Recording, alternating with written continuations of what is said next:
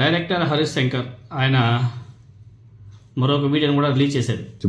ఎగ్జిబిటర్లు అందరూ కాల్ చేసి ఈసారి ఉగాది తెలుగు సినిమాతో స్టార్ట్ చేద్దాం సార్, చాలా మంచి డేట్ అని చెప్పారు. అంటే ఈ ఒక్కొక్కసారి కొన్ని సీజన్స్ కొన్ని డేట్స్ ఎలా ఉంటాయంటే సంక్రాంతి కావచ్చు, సమ్మర్ కావచ్చు, అది ఎలా ఉంటుందంటే ఆ date can accommodate more than 2 films. అంటే ఆ డేట్ ఒక 2-3 సినిమాలకి స్పేస్ ఉంటుంది. దాంతో మేము ప్రొడ్యూసర్లు చెప్పగానే ఈ ప్రెషర్, ఈ టెన్షన్ తీసుకోవడానికి మేము రెడీ అయిపోయాము. నేను నా రిక్వెస్ట్ ఏంటంటే నాట్ ఓన్లీ ఫ్యాన్స్, న్యూట్రల్స్కి, సినిమా లవర్స్కి అందరినీ నేను కోరుకునేది ఏంటంటే ఈసారి సమ్మర్ ఒక పెద్ద తెలుగు సినిమాతో స్టార్ట్ చేస్తున్నాం కాబట్టి we all need your support. Best of the quality ఇచ్చే ప్రయత్నంలోనే నేను మా టీం అందరం ఉన్నాం. లేకపోతే ఈ సినిమా సంబంధించిన దాన్ని ఏమంటారు అప్డేట్స్ కానీ లేకపోతే మీ ఎక్సైట్మెంట్ ఇవన్నీ నేను చూస్తున్నాను. డెఫినెట్గా మీరు అనుకున్న అన్ని అప్డేట్స్ వస్తాయి, మీరు అడిగిన అన్నీ నేను ఇచ్చే ప్రయత్నంలో ఉన్నాను. కాకపోతే ఈ టైంలో నాకు మీ అందరి సపోర్ట్ కావాలి. నేను మళ్ళీ చెప్తున్నాను, మొత్తం తెలుగు ప్రేక్షకులు అందరం కలిసి సమ్మర్కి తెలుగు సినిమాతో స్టార్ట్ చేస్తున్నాం కాబట్టి I need all your support అండి. So let's experience the best of cinema on March. ఫ్యాన్సే కాదు, న్యూట్రల్స్, మూవీ ఫ్యాన్స్ అందరి సపోర్ట్ కూడా కావాలి మాకు అని చెప్పేసి ఒక వీడియో రిలీజ్ చేశారు. ఎలక్షన్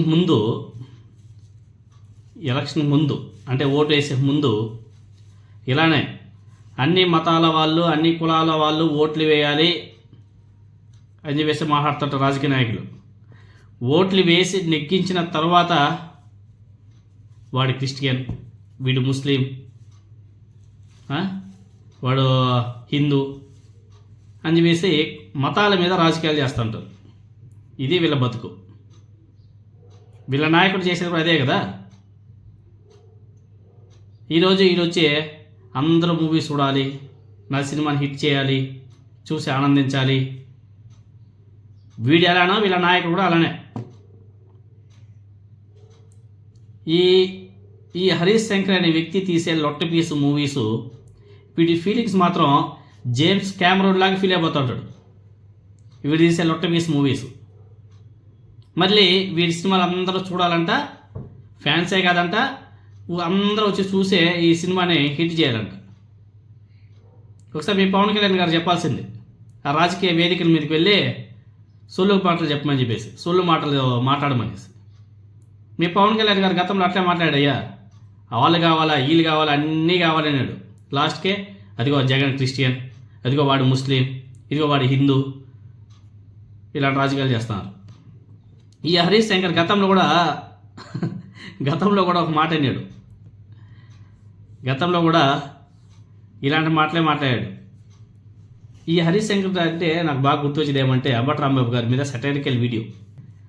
ఎన్నికలకు ముందు జగన్మోహన్ రెడ్డి గారి మీద నేరుగా విమర్శలు చేసినటువంటి వీళ్ళు ఇప్పుడు సినిమాకు మైలేజ్ రావడం లేదని చెప్పేసి నీతులు చెప్తున్నారు.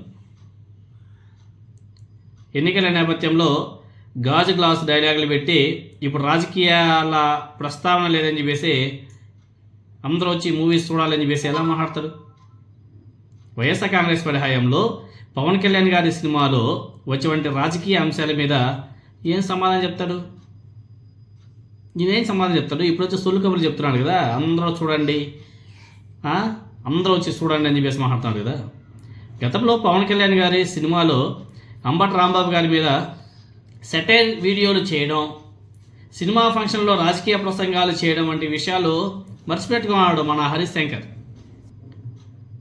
సినిమా వేదికల మీద రాజకీయాల గురించి మాట్లాడడం ఎంతవరకు సమంజసమో ఒకసారి ఆలోచన చేసుకోవాలి. ఈ మధ్యకాలంలో కూడా పవన్ కళ్యాణ్ గారు ఏదో అన్నారు, ఇప్పుడు సినిమాల్లో పవన్ కళ్యాణ్ రాజకీయాలు వద్దు అని చెప్పేసి మాట్లాడుతున్నాడు. అమ్మా అవునా, కింద కాలేలోపు ఇప్పుడు వచ్చినాయా, గుర్తొచ్చాయా